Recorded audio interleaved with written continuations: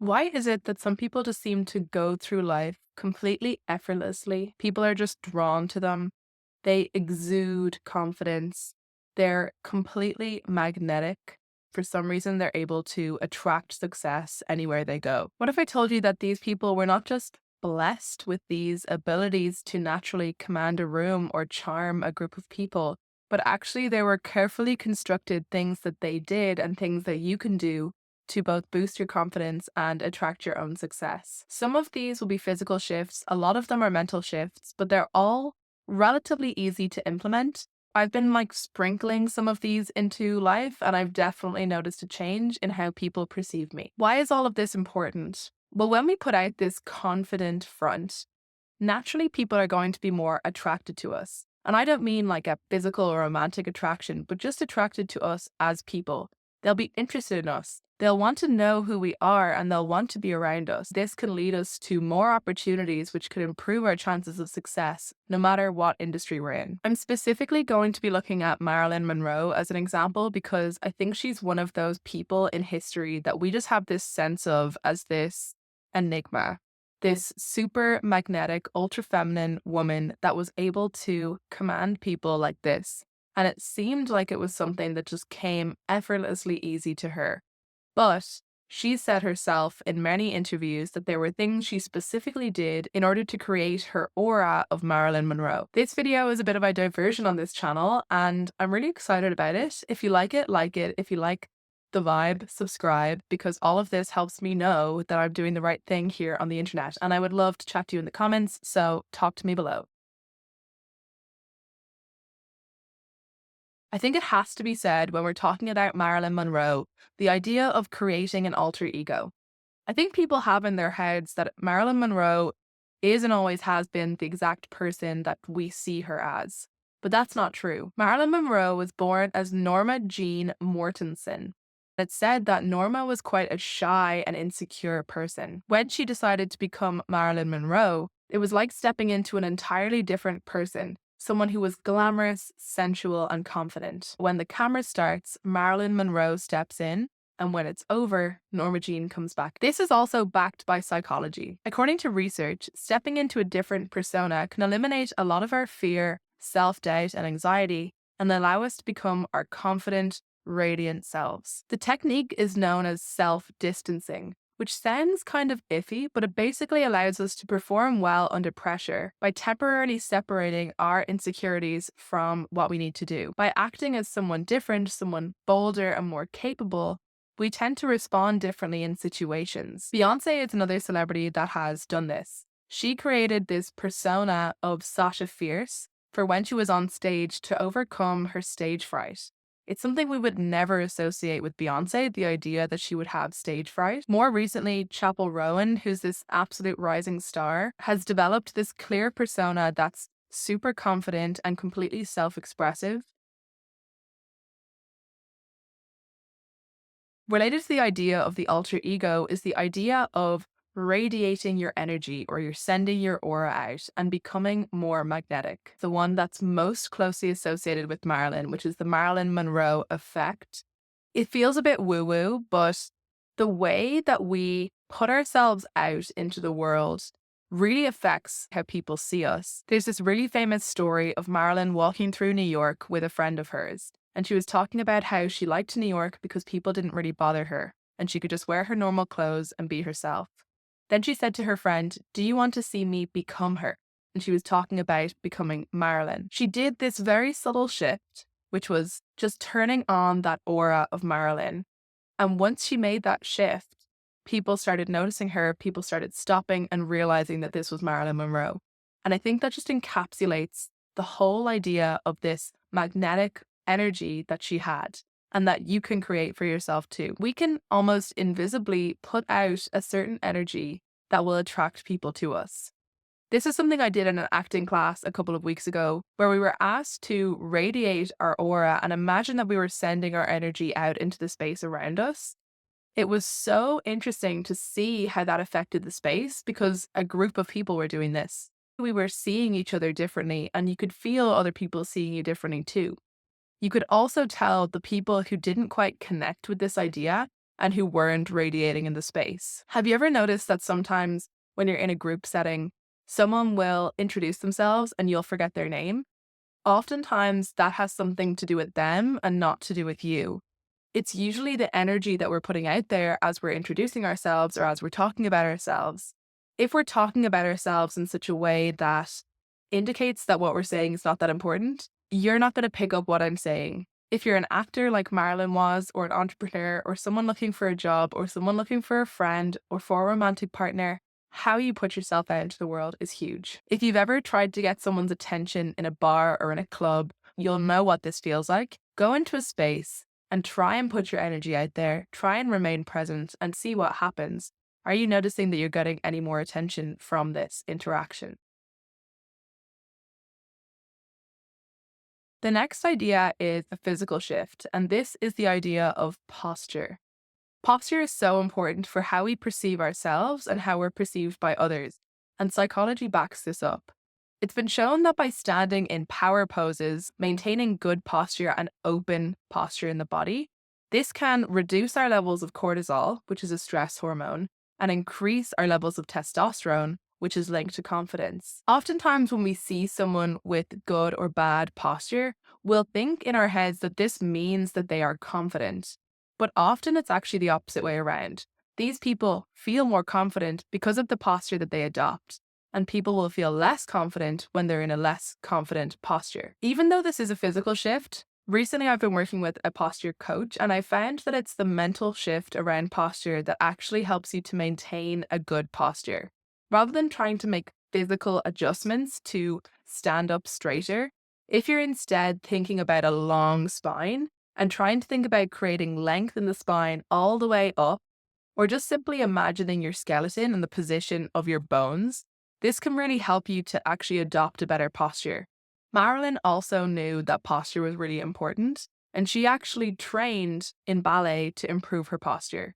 She specifically learned how to control her movements and to make smaller steps, which encouraged this kind of sway that was part of Marilyn's classic walk.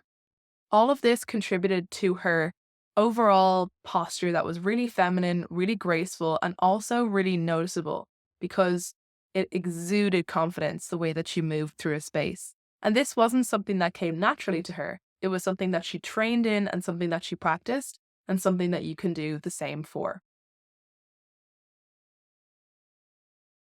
Let's talk about dressing the part. Marilyn's signature style was part of her armor that allowed her to become more confident. Marilyn once said, "Your clothes should be tight enough to show that you're a woman, but loose enough to show that you're a lady." When she stepped out in her iconic dresses, it wasn't just about beauty, it was also about power. Taylor Swift also dresses in a way for her stage performances that will make her feel really powerful. The outfits, like the sequined bodysuits and the classic red lip, again, show that sense of power in her performance. Fashion is about finding what you feel comfortable and confident in. It's about making a statement before you even say anything. I think since we've seen Sabrina Carpenter especially blowing up in more recent months, I think a huge part of that is to do with the specific style that she's cultivated. Her previous style that she had several years ago when she was first making music didn't kind of scream star quality. I've only come across Sabrina Carpenter more recently, but when I did, I immediately bought into her as a superstar. And I didn't really have to think twice about it. Once she started popping up on my feed and she had this amazing aesthetic, I instantly bought into it. And I think a huge part of that is because she clearly really believes in that aesthetic too, in that sense of herself as this star. Now, this doesn't mean that we have to find these super glitzy, glamorous outfits or ones, like Marilyn was wearing. It's about finding clothes that you feel comfortable and confident in, just like Taylor Swift said. There's this phenomenon called enclothed cognition, which shows that clothes not only affect how others perceive you, but how you perceive yourself. I've recently been working on my own sense of style. It's definitely not that ultra feminine, glitzy, glamorous kind of look because that's just not something that suits me. But I know that when I go out in clothes that really suit me, that I really feel comfortable and confident in, people pay more attention to me. And that's because I clearly feel confident and comfortable in them too. So this is something that you can have a think about. Figure out what your style is and what kind of style works best for you. from the types of clothes that you might wear, as well as the colors that you might wear. This will probably be the one activity I think in this whole video that will take a bit more time if you're really serious about thinking about it. I hate to say it, but manifesting. It's one of those ideas that almost feels like a cliche at this point. The idea of manifesting is to have a goal and to think about it regularly, whether that's looking at a vision board or constantly reflecting through journals on your goals that you have. It's shown that in psychology, when you focus on your goals, this activates a particular part of the brain called the reticular activating system. This part of your brain can help you filter out distractions, which can allow you to then be more focused on the opportunities that might bring you closer to your goals. So scientifically speaking, it actually works. Marilyn Monroe believed that she was going to become famous. She constantly wrote in journals about her dreams of becoming famous. This was one of the reasons why she was able to become successful, because she was focused on that idea. When these opportunities came her way, she knew that it was the right thing to take them. There's also this aspect of confidence and success linked to manifesting. When you believe that this is going to happen, you can be more confident in the decisions of things you choose to take or leave. You can choose to say no to things that are going to distract you from your goals, and you can choose to say yes to things that are going to bring you closer to your goals with the confidence and the belief that this is what's meant to be for your future. An example of a celebrity that has made this work more recently is Shay. I listened to a podcast that she was on where she talked about the idea of vision boards, and she's an avid person for vision boards. When she was first auditioning for different parts, she had a really clear vision board for what exactly she wanted in her career. And according to herself, every single thing that's been on that vision board that she set for herself has come true. A lot of people swear by the use of vision boards. And now that you can see the psychological aspect, it might be time for you to finally think about one for yourself if you've been avoiding getting into this woo-woo side of productivity. Linked to the idea of manifesting is visualizing. It's a little bit different because the idea of visualizing is you'll actually think of yourself going through a specific process and imagining that reality for yourself. So, for example, if you are auditioning for a role, you would think your way through the audition process and actually imagine yourself in that situation doing the absolute best that you could. And you would really think about what that looks like. Marilyn was sitting in movie theaters, imagining herself on the big screen, imagining herself as a star. This is a technique that's used by athletes, entrepreneurs, and all sorts of people. And it's scientifically proven to enhance performance by mentally preparing the brain for success. Studies have shown that the brain isn't great at telling the difference between a real and imagined situation. So for our brains, they think this has happened before. When we're imagining ourselves going through success, we're essentially bringing in this belief or this memory of previous successes. So when you go to actually do the thing, your brain will go, this is easy. I've done that before. A lot of athletes use this. They'll imagine, for example, kicking a rugby ball through the goal. I'm not a sports ball person. They'll imagine that kick and they'll imagine it going absolutely right. And they'll imagine that again and again. So when they go to do it again, their brain goes, yeah, great, perfect. Simone Biles is a super successful gymnast. She's talked about how she uses visualization to go through her routines before going on stage. And this allows her to execute her moves with confidence and precision when the time comes. You can do this with your own life for whatever it is that you're trying to succeed at. Going through the process in your head, imagine doing this in the best possible way. Again, just giving your brain that belief that you have done this and that you can do this. When you're feeling a sense of self-doubt, ask yourself wwtawmd, the well-known phrase. What would the average white man do?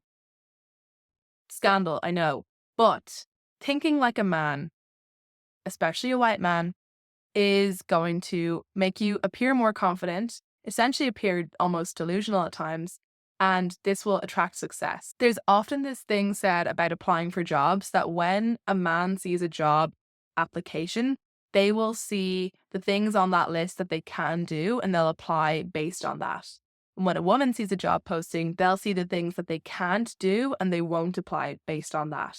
And it's just this idea of having this extreme confidence and just kind of almost pretending that you have the kind of rights to whatever it is that you want. There's no direct link to Marilyn Monroe saying that she, thinks like a man, but she made some pretty ballsy moves in her career.